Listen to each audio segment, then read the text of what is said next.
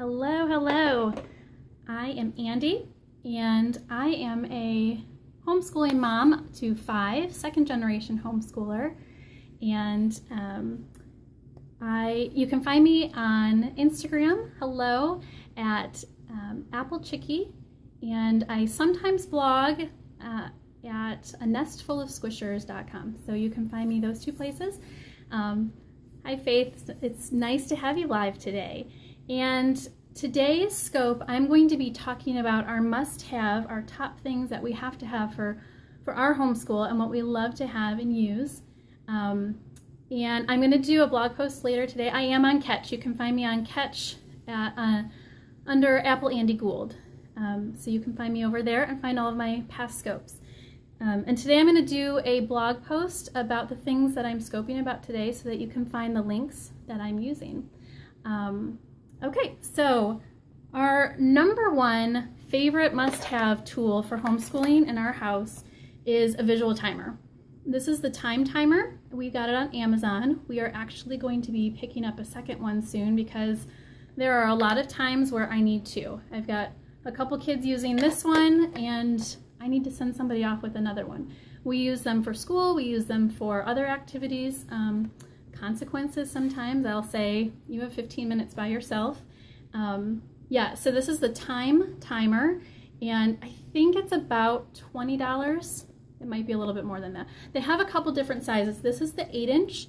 There's a 12-inch, which is great for a classroom, and then there's smaller ones that I think they're 3 inches.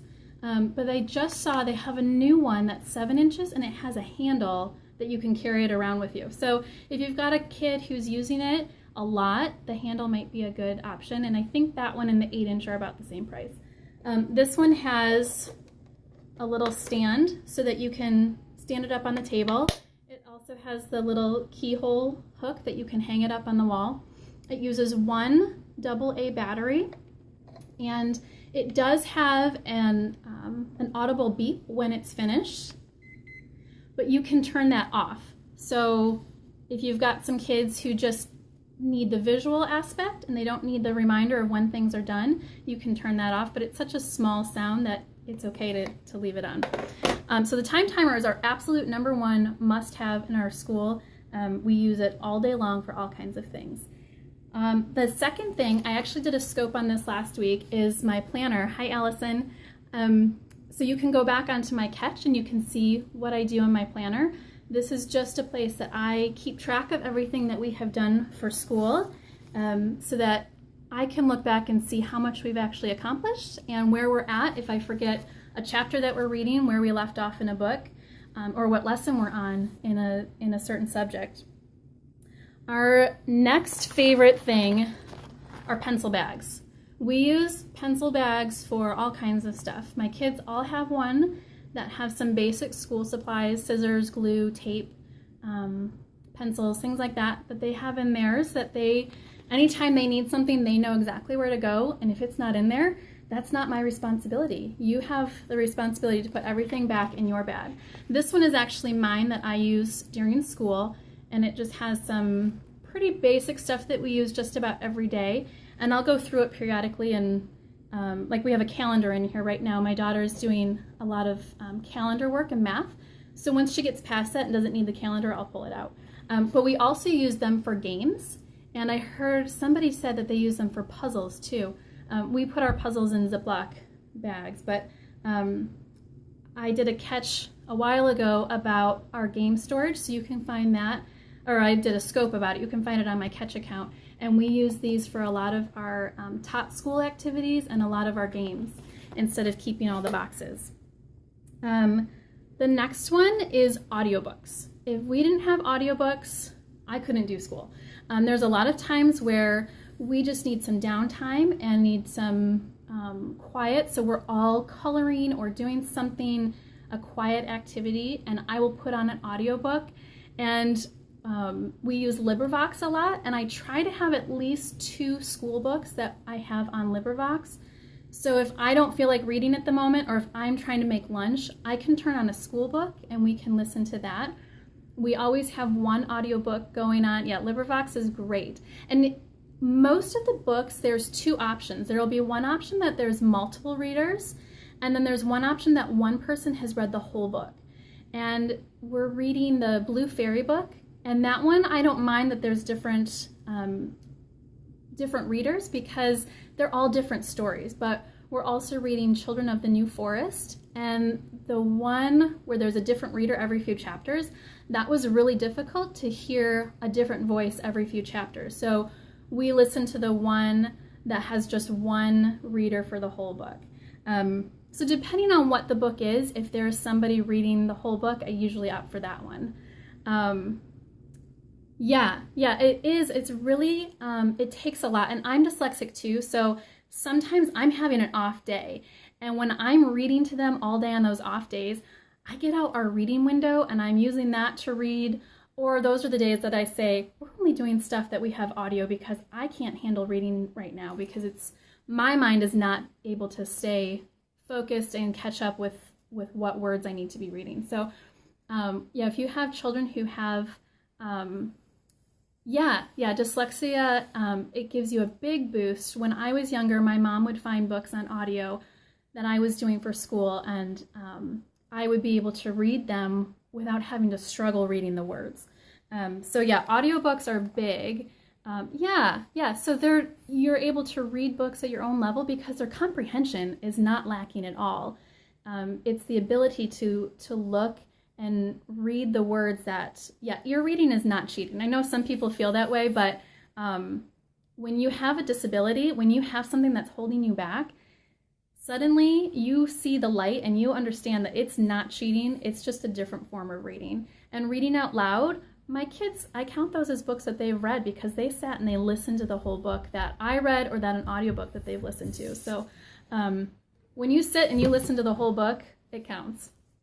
And especially when you're hearing it and you're hearing someone reading it properly, you are immersed in that literature and the proper flow of the words and everything. So, okay, so what was I going to say? Oh, okay, so audiobooks. Along with audiobooks are all of our devices. We have, and I forgot to grab it, we have CD players, we have iPods, we have tablets, and we actually have some books on cassette tapes, so we do have a cassette player. And so we use headphones, we use speakers, the external speakers that we can plug into the jack.